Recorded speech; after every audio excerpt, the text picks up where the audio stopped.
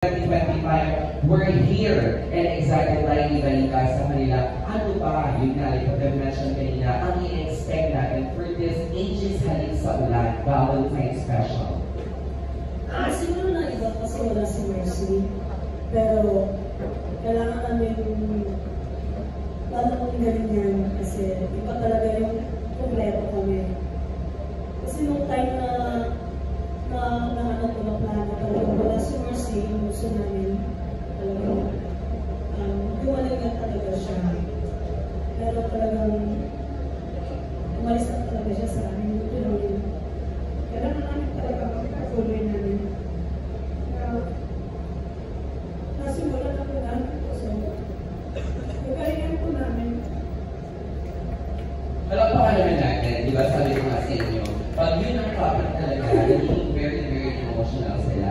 Di ba, Angel, ikaw naman kanina yung mention na nararamdaman mo yung pressure na nakakait pag dito sa anniversary, na-feel mo na may sasalo sa'yo. But now, of course, anong feeling na hindi na lang ikaw ang nasa likod. Kayong dalawa na ng Ate Juliet ang talagang pumupunod for Aegis. Mas lalong na-pressure kasi iba yung sunod ni ate, yung genre. So, lalo na ngayong concert ko, first time ko na wala, first time namin na wala si ate. So, kakayanin ko, galingan ko pa sana challenge sa akin. Actually, di ba, ang naman natin yung kasabihan na life goes on, di ba? It's a very, very tragedy, hindi natin inasahan. Pero still, the music of Aegis, ano bang generasyon, pagkarinig natin, Aegis talaga yan, di ba? Kaya naman, maraming salamat po, pasisig naman kayo dito. Di ba? Tuloy mo lang magpasok ng mga ayuda, I love it, di ba? Kaya susunod din may packet of beer. So, nag-inuman. Eto na, diretso na tayo. Let's start sa ating unang tanong. Simulan natin ang ating kaibigan na sa Stars Photo. Kaya Alan Salpon. Ayan. May nakikipag-ubat tayo sa baba. Okay? Nandito po si Kuya Alan sa harapan. Grabe Ate Mercy, emotional agad mo. Hindi sa pala. Ang Ate Mercy tuloy. Nakikipag ba siya? Ate Julie. Nakikipag ba siya? Ano siya? Okay, nandito siya kasama natin siya. Oo, diba? Ayan. Kuya Alan. Wala. Wala pa. Ilising mo na lang. Ako na lang. Yung mga papa ako dyan mo yun.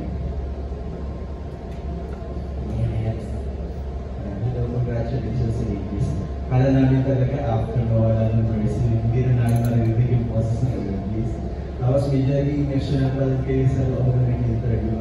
Pero how hard to sing, especially ngayon, first time kumanta na nawala si Mercy din sa in front of the media.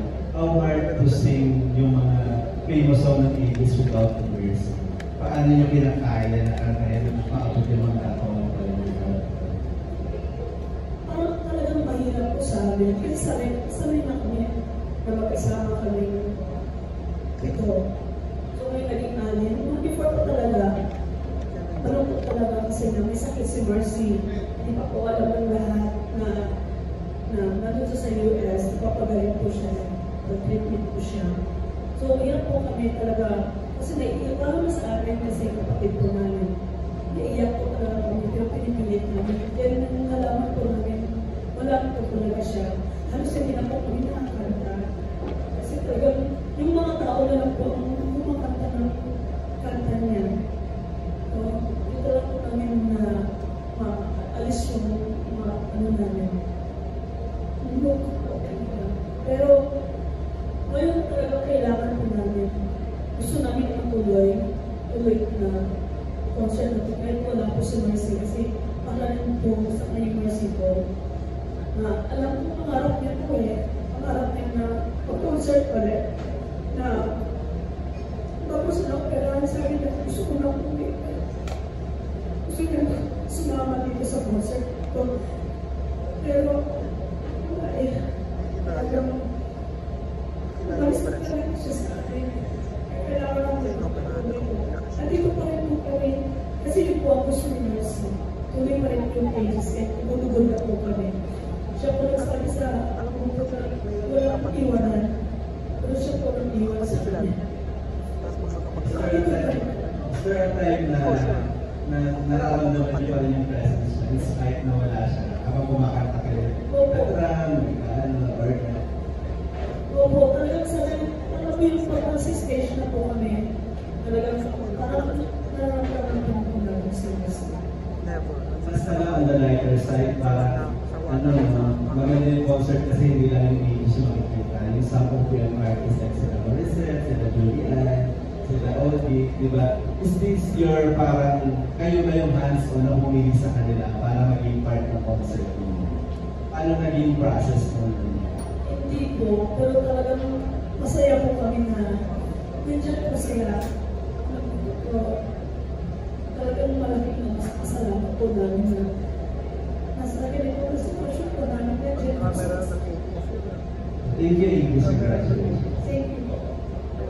Makinakabalang gusto mo isasagot din sa tanong ni Kuya Alan na nararamdaman yun. Baka sa January pa lang yung magiging episode ng mga content yung pang November na, di ba? Diba? Perfect yun. Oo, diba? Ito next question naman. Ay, yan. Nagtatanong ako. Okay, Alvin. Yes. Okay. Hello po. Alvin Ignacio from Game 3. Ang tanong ko lang po, meron po ba kami kaasahang mga bagong kanta mula sa 80s na marinig namin sa kaparating ng Valentine concert? Or mga kanta para pinag-review para sa inyong kapatid na marinig namin sa Rochelle? Meron po nire-release na po before the concert or after the concert? Meron po masabi ko nung During the concert. Ano yung kanta? Sa huling pag-title. Ay, ano yung kanta? Sa huling pag-uwi mo. Pwede po kong narinig ng konti. Ano po, pwede na o hindi pa? So, salamat po.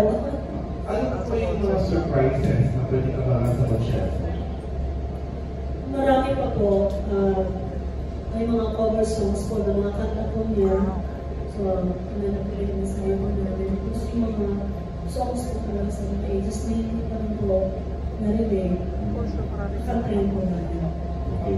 Okay, Direk, how exciting or challenging is this concert for you? I think this is one of the most challenging concerts I will do in my career. One, it's because I was part of their 20th anniversary at that time, and I've seen them in their best, and I still want to see them at their best at this concert.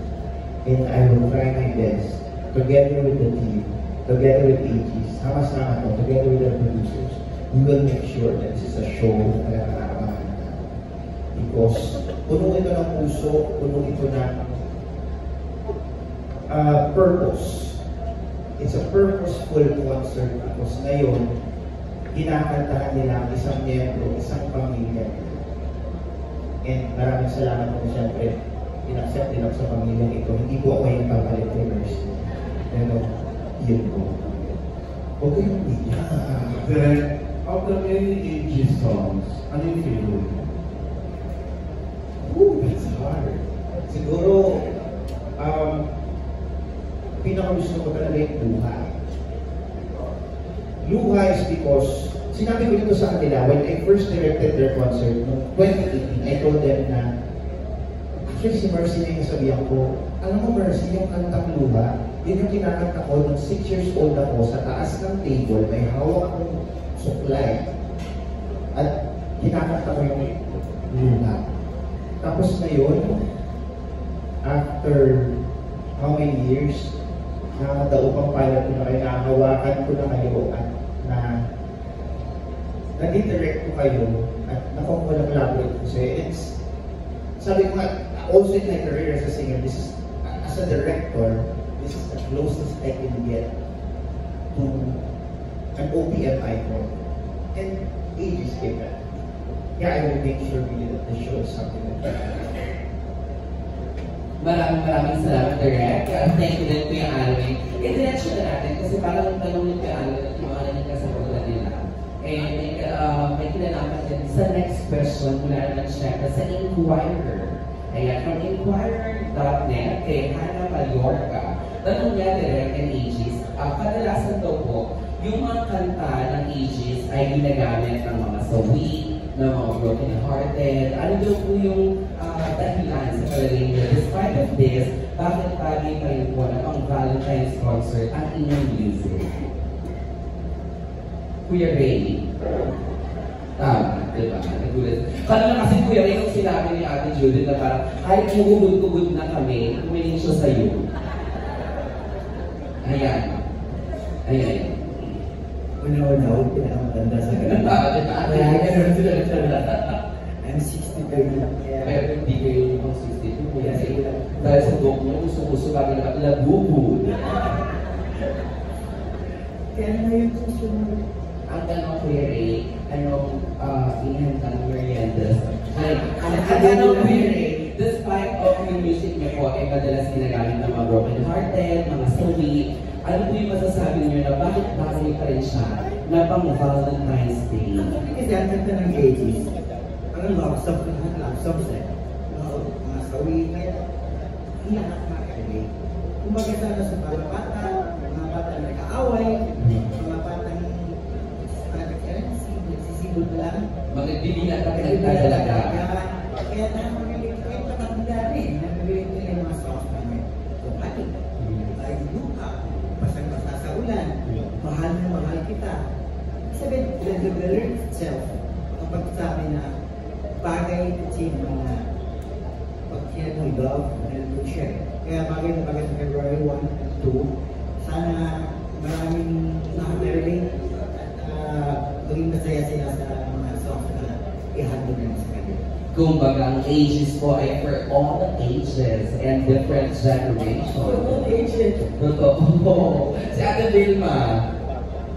Kaya din naman kasi kami mga kantaan, mga umiibig, hindi naman lahat puro sabi. Oo. Kaya nakakawit na.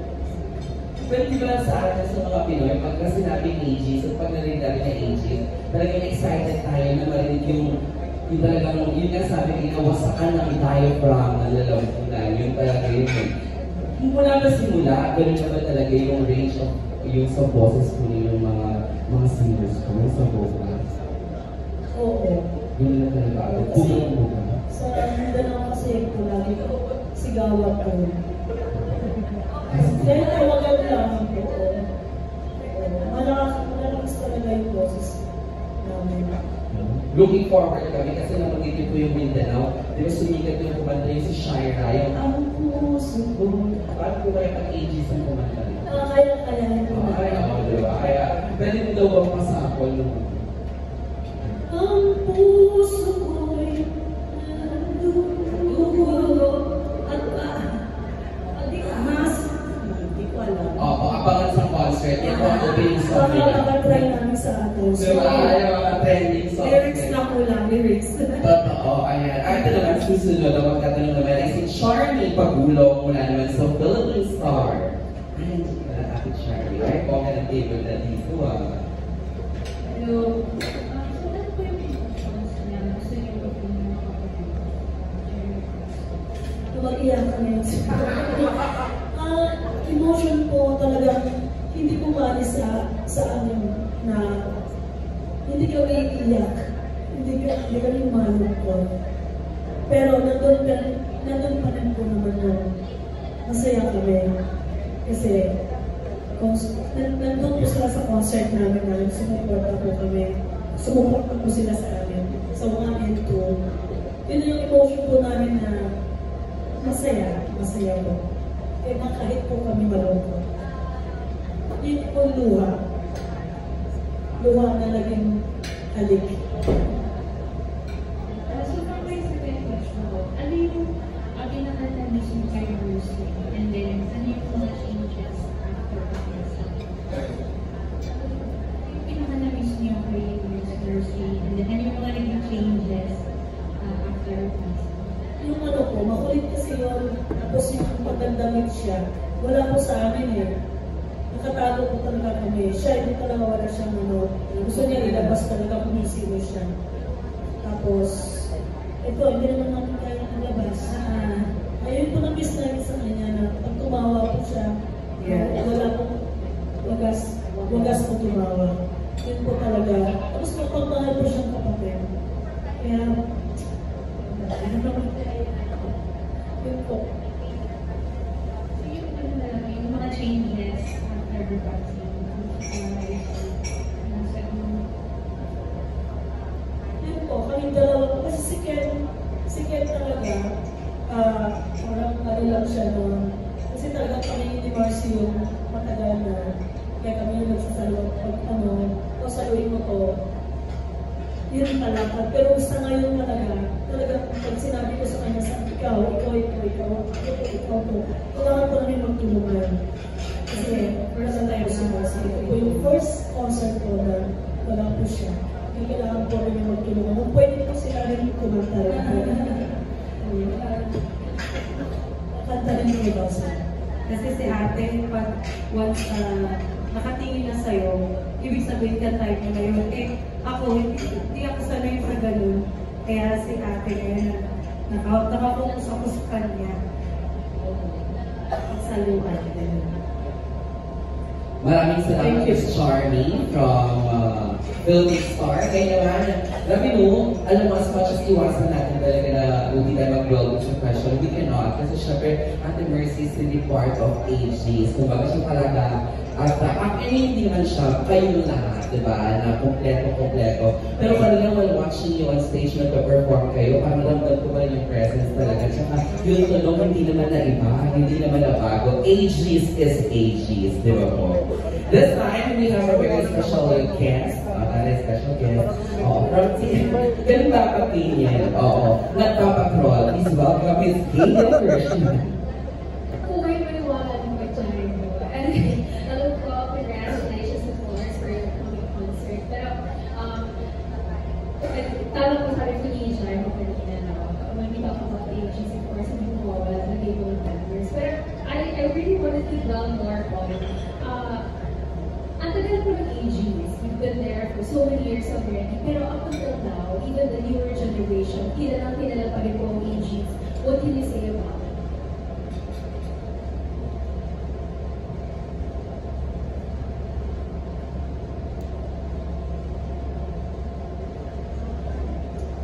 Kasi yung kanta namin, halos lahat ng mga rinig, tsaka kahit sino ang nasasabayan siya.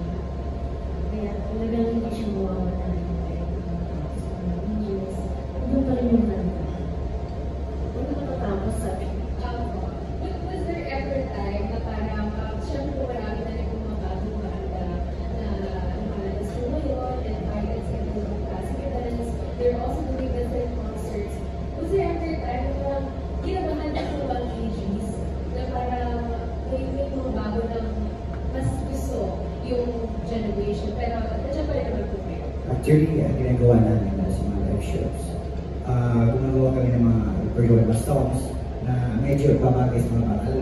Halimbawa, pag nakikita namin na medyo maraming mga kabataan, iba na ngayon ang mga songs. Lalo sa mga cover songs na babagay sa mga kabataan. Pwede naman kaming mag-cover ng mga bagong mga kanta ngayon. Kaya, kumbaga sa gusto namin sa coffee lahat ng mga kung matanda, mayroon yung songs na para sa kabila, may mga bata, parang mga matanda kayo mga songs. Parang nag-agree din po kayo kanina ma'am na parang yun nga po, kinabahan din po. Yes, meron talaga. Hindi porke matagal na kami, may po kakabahan ka. Kasi lalo na pag kagayang concert po, kakabahan po kami, meron po kami gawa. Hindi po ako nagyayabang, pero talagang pagpasok po talagang mayroon po kami gawa.